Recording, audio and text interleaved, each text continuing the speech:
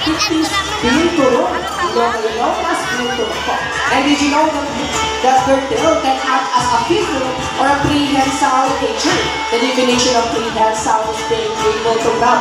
So they can grab sa mga object na kasingalingan ng ating mga kamay. And ngayong umaga, ipapakita yan ni Teddy pag naka-boost na po siya. Okay, try na po natin si Teddy. Ayan, down, down, down na boy. And there you go. That is prehensile action po. They're doing that go out to grab some fruits hanging from a branch. So palampakan po natin si Teddy. Now may I direct your attention to your right side na naman. And that is photo the older brother of Teddy. So tayo lang muna natin si Uno. Medyo mahihayin kasi siya po. As I said kanina, we are still working with wild animals po. As much as we want to train them, we don't want to change their behavior. But folks, the reason that there is bear in their name is because they are capable of standing in two-handed and there you go. And of course, let's talk about the Lawan bear cats.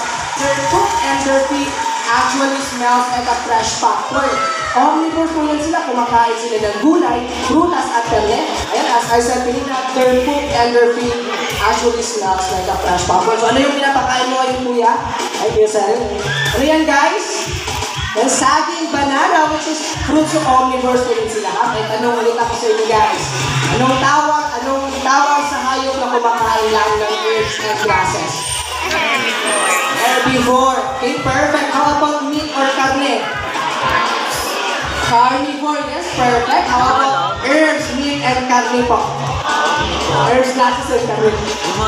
Omnivores, ayan. Okay, so last question. Anong tawag sa hayop na kumakain lang ng fruits or prutas? Vegetarian. Ano yan guys? Na nakakalam?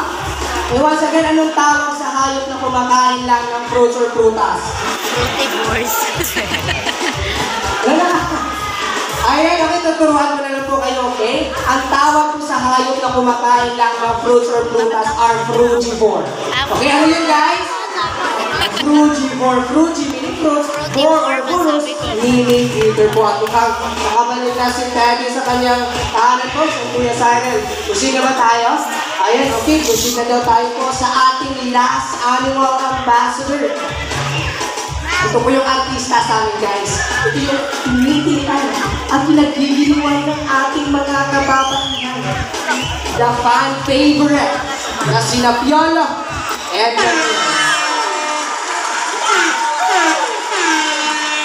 Piolo. Money? Para sa'yo.